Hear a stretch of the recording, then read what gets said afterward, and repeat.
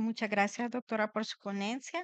En realidad, como dice ella, hay mucha tecnología hoy en día, pero la que debe de ser usada es la que podemos y estamos capacitados para ello. Si no, cualquier tecnología va a ser siempre un daño al paciente, ¿verdad? Continuamos con la doctora Claudia Arenas. Ella nos va a hablar sobre acné de la mujer adulta. La doctora es médico cirujano graduada de la Universidad Militar Nueva Granada. Su especialización en dermatología y docencia universitaria tiene ya un diplomado en medicina bioreguladora y homeopatía enfocada en medicina integrativa, maestría internacional en medicina estética, tiene su experiencia laboral y es la presidenta de la Asociación Colombiana de Dermatología, Socoderma. Del 2023 al 2025 fue presidenta del programa de certificación voluntaria en dermatología, docente de pregrado y posgrado de la Universidad Militar de Nueva Granada, y ella es miembro también del Colegio Iberoamericano Latinoamericano de Dermatología, SILAT, y autora del libro de texto Atlas, las leishmaniasis y varios capítulos de libros de dermatología. Conferencista nacional e internacional en temas de dermatología clínica y estética, y hoy está con nosotros. Bienvenida, doctora. Bueno, muy buenas tardes para todos. Muchísimas gracias al comité organizador por la invitación a este evento académico. La mejor forma de aprender de verdad que es enseñando. Y hoy vamos a hablar de un tema que es bien interesante, que es el acné de la mujer adulta, que es un motivo de consulta frecuente, no solamente en dermatología, sino también en atención primaria. No tengo ningún conflicto de interés para esta presentación y yo quiero que levanten la mano aquí los que ven un pato. ¿Y quienes ven un conejo? ¿Quiénes ven el conejo? Y los que no levantaron la mano, ¿no hay nada? Bueno, pues así funciona todo en medicina, porque puede que todos estemos viendo el mismo paciente, pero dependiendo de cómo veamos las cosas, la perspectiva de la realidad es muy diferente. Y en acné pasa lo mismo y sobre todo en acné de la mujer adulta, donde los enfoques pueden ser diferentes. Y ustedes pueden encontrar guías de manejo, pueden encontrar muchas pautas, pero finalmente quien nos dice cómo estudiamos un paciente y qué tratamientos implementamos es el paciente. Eso es la medicina personalizada y hacia allá va todo. Entonces vamos a hablar del acné de la mujer adulta, una actualización terapéutica y también en la fisiopatología. En cuanto a la epidemiología y la prevalencia de la enfermedad, la verdad, el acné de la mujer adulta muchas veces es subdiagnosticado y las tasas de la enfermedad pues son muy variables. Estos autores reportan que el 45% de las mujeres entre los 21 y los 30 años presentan un acné activo, el 12% de las mujeres entre los 41 y los 50 años mantienen ese acné activo y generalmente el acné de la mujer adulta es aquel acné, se define como aquel acné que le da a mujeres mayores de 25 años y muestra una tendencia epidemiológica que es creciente. La tasa de persistencia clínica documentada de este acné es aproximadamente alrededor del 82%. Ahora, existen factores de riesgo que nosotros debemos tener en cuenta para el acné de la mujer adulta. Y uno es la dieta baja en vegetales y frutas. Ya sabemos y se ha demostrado que, por ejemplo, también alimentos que son ricos en grasas saturadas y alimentación que las dietas que son ricas en azúcares, que se glican proteínas, se activan vías inflamatorias, generalmente vías que tienen que ver con el mTOR, donde se estimula y tiene un impacto negativo en esa función de barrera cutánea, en esa unidad pilosebácea y dan lesiones de acné.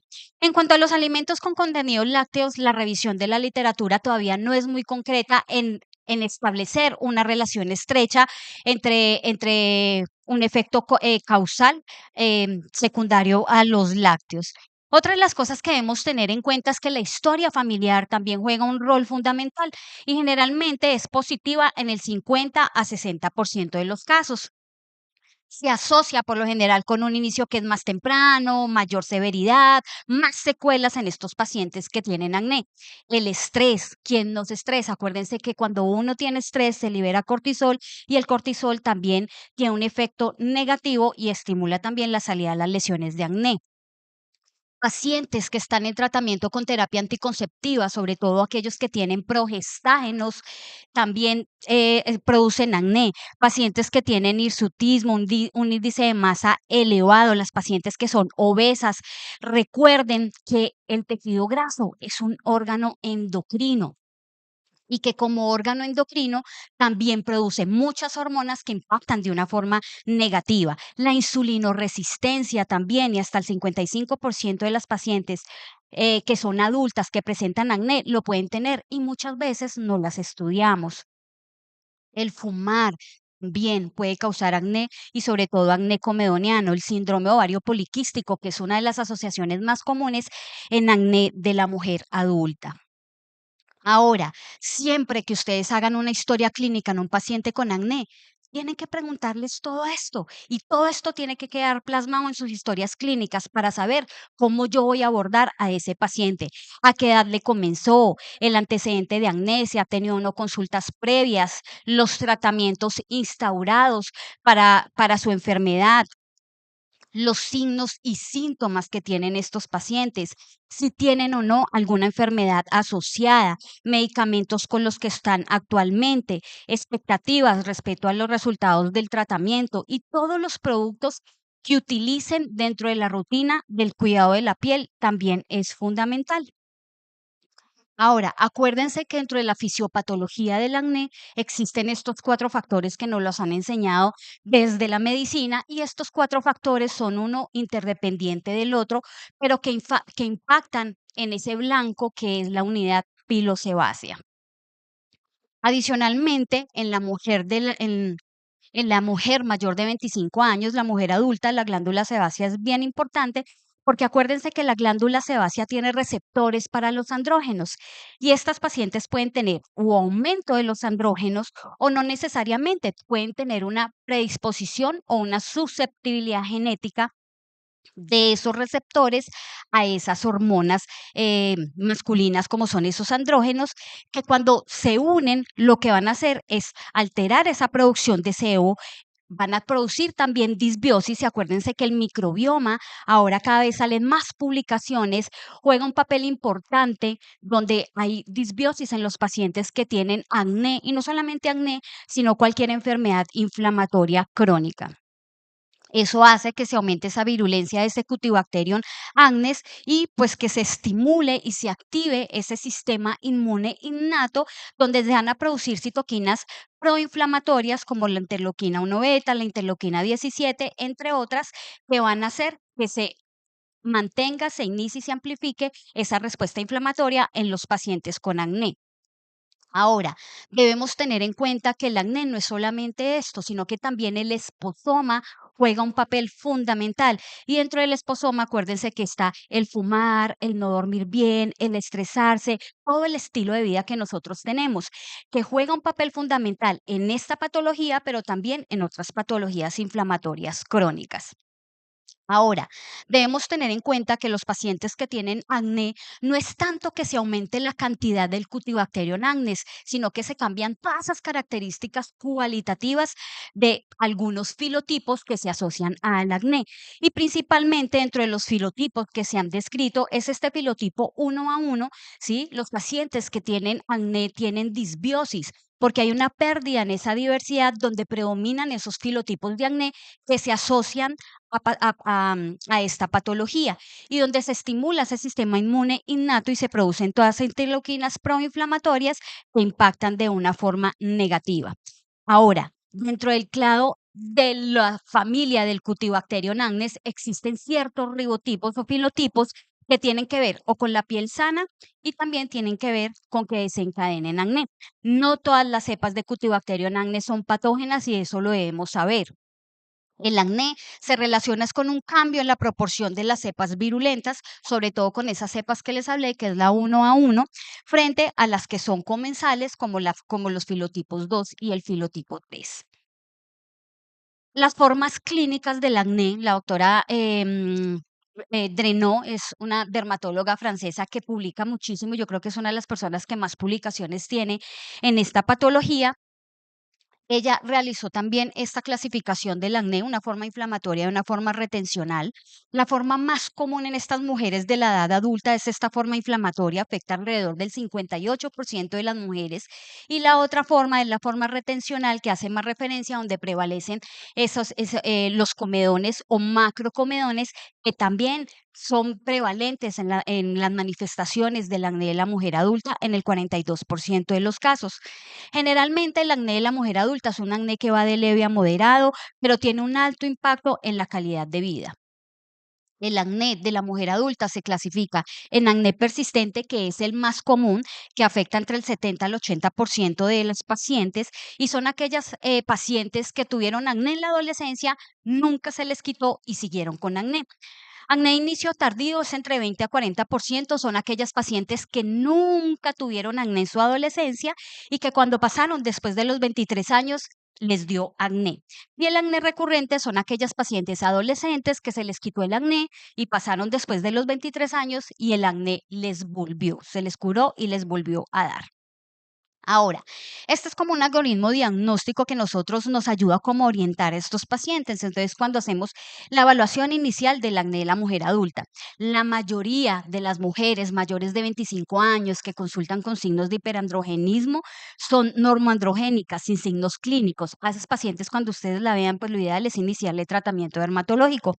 Ahora, si tienen signos clínicos de alerta, llámese que tienen hirsutismo, alopecia, cambio en la voz, dismenorrea, infertilidad, que se le empeora el acné con los ciclos menstruales, a estas pacientes es mandatorio realizarles un estudio, un perfil hormonal. Dentro del perfil hormonal que nosotros debemos solicitarles a estos pacientes, pues es FSH, LH, dehidroepiandrosterona sulfato, testosterona total y libre, y pues no podemos dejar de lado también una ecografía transvaginal.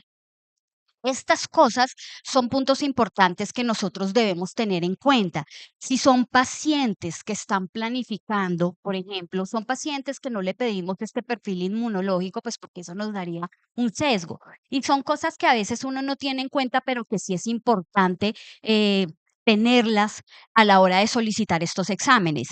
Por ejemplo, decirle a las pacientes que se tienen que tomar este tipo de exámenes entre el día primero y el día quinto del ciclo menstrual, entre 8 y 10 de la mañana.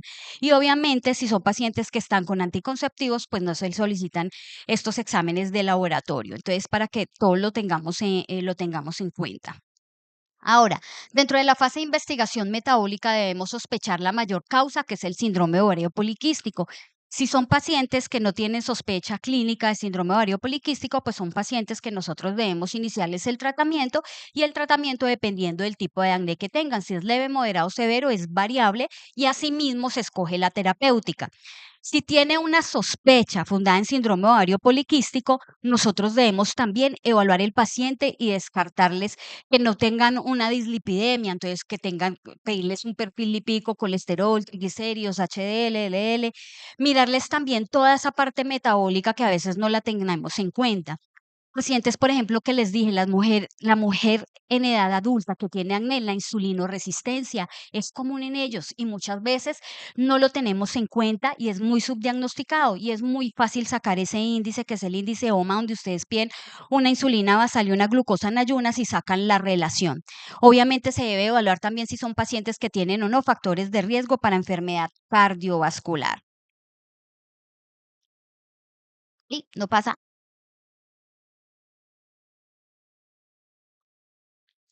Ahora, ¿cómo se saca ese índice OMA? Entonces, esta es una tablita donde ustedes evalúan esa resistencia a la insulina. Tienen que ver si está en miligramos, en microgramos, para saber las unidades de cómo se toman. Y ahí está cuando ustedes pueden ver si es una paciente que lo tiene normal, si tiene sospecha o alta probabilidad. En aquellas mujeres que tienen este índice mayor a 4, que puede darnos el indicio de que esa paciente tiene resistencia a la insulina.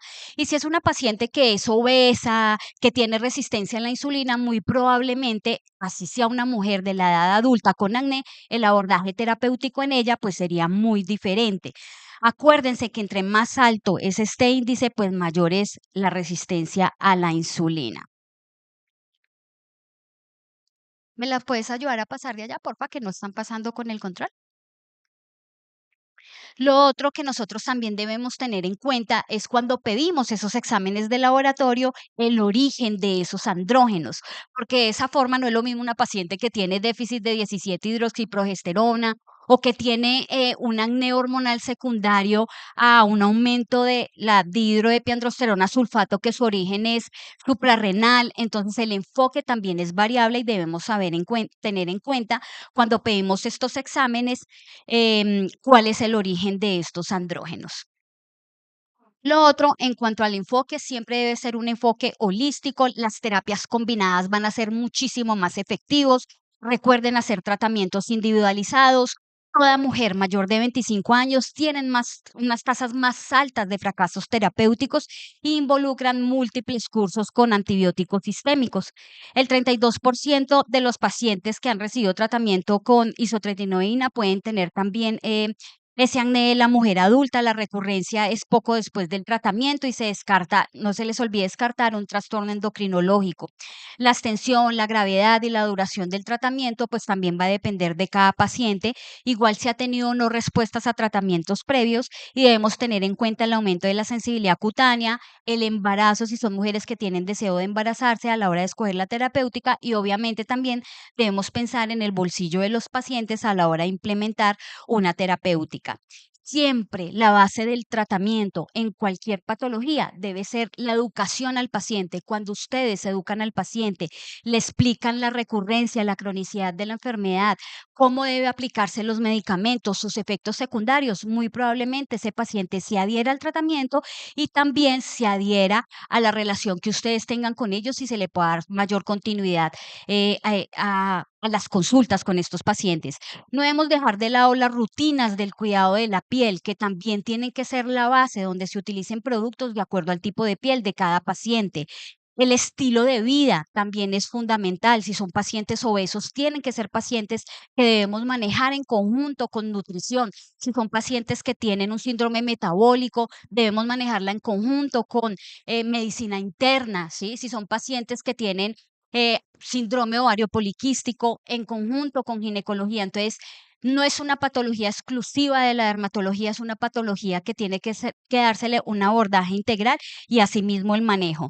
Esta fue una revisión que es una revisión que me gustó como para abordar las pacientes que tienen para darles el tratamiento del acné dependiendo de la severidad de la enfermedad y si tienen o no alteración en el perfil hormonal. Entonces, para que ustedes lo tengan ahí en cuenta cuando se dan tratamiento tópico, tópico combinado con sistémico y cuando se asocia un antiandrógeno a la terapéutica de estas pacientes que tienen este acné hormonal. Y recuerden, en todos los casos que las pacientes tengan cicatrices o macrocomedones diseminados, tienen indicación de isotretinoína. Ahora, siempre debemos tener en cuenta que uno no solamente da el tratamiento en su fase de ataque, sino que también hay que dejarles terapia de mantenimiento a estas pacientes. Las terapias de mantenimiento son terapias que se pueden dejar por un periodo de 3 a 6 meses y acuérdense de la respuesta terapéutica en los pacientes que implementamos tratamiento para el acné. Se evalúa a las 12 semanas y que los pacientes que les dejamos antibiótico para su tratamiento no se debe dejar por tiempos prolongados, no es tiempo mayor a 3 meses. Entonces, para que ustedes lo tengan en cuenta. Existen otras alternativas terapéuticas o como terapias adyuvantes, como es la extracción manual de comedones, las infiltraciones intralesionales cuando son pacientes que están muy inflamados, y nos hablaban ahorita de las terapias lumínicas, que también pueden ser una terapia adyuvante en pacientes que tienen acné. Amigo, ¿me lo ayudas a pasar, por favor? Les coloqué esta diapositiva de anticonceptivos orales porque muchas veces no lo tenemos en cuenta. Tengan en cuenta cuándo uno debe dejar y las indicaciones que debemos tener en estos pacientes, pero también las contraindicaciones de los anticonceptivos orales. Yo he tenido en mis residentes 3 residentes que han hecho tromboembolismos pulmonares sin ninguna patología de base secundaria a los anticonceptivos. Y nosotros somos muy olímpicos formulándolos. Entonces, tengan en cuenta cuál es ese paciente que tiene un factor de riesgo para presentar cualquiera de estos eventos cuando los iniciamos. Ahora, ya para terminar y para recordar, recuerden que el acné de la mujer adulta es un acné que se presenta en aquellas mujeres que son mayores de 25 años. Dentro de su fisiopatología, la misma hiperqueratinización folicular, un proceso inflamatorio, el aumento de la producción de sebo y una disregulación de ese sistema inmune, que uno es interdependiente del otro. El interactoma juega un rol fundamental y el interactoma es la interacción entre los factores genéticos, el microbioma y el esposoma, y son cosas que nosotros debemos tener en cuenta a la hora de impactar en los pacientes que tienen acné. Esta es una patología que es frecuente en la práctica dermatológica. La atención primaria es el primer filtro y la debe conocer, que son tendencias a la cronicidad hasta la posmenopausia. El abordaje tiene que ser holístico. La terapia combinada es mucho más efectivo y las terapias tienen que ser terapias individualizadas. Los andrógenos son el rol central, incluso cuando tienen niveles normales, donde puede ser secundario simplemente la hipersensibilidad del receptor por una susceptibilidad genética. Y los invito a que escaneen ese código QR, se unan a esa comunidad. Es una comunidad académica que tenemos donde damos clases gratuitas de diferentes patologías en dermatología y donde también compartimos información de actividades académicas que hacemos en Colombia. Entonces, para que se unan y estén pendientes ahí, los que tengan interés en nuestro campo. Y obviamente a los dermatólogos que están acá, invitarlos con Marcelo, con mi amigo Marcelo, que también hace parte del Colegio Ibero Latinoamericano de Dermatología, y también todos los dermatólogos de acá para que nos acompañen ahorita en noviembre en Porto, que tenemos nuestro congreso del CILAT y el Congreso Mundial de Dermatología que va a ser en Guadalajara en el 2027. Muchísimas gracias por haberme escuchado. Si ustedes tienen alguna pregunta, al final la podemos hacer o me pueden escribir y yo con muchísimo gusto se las estaré contestando. Muchas gracias.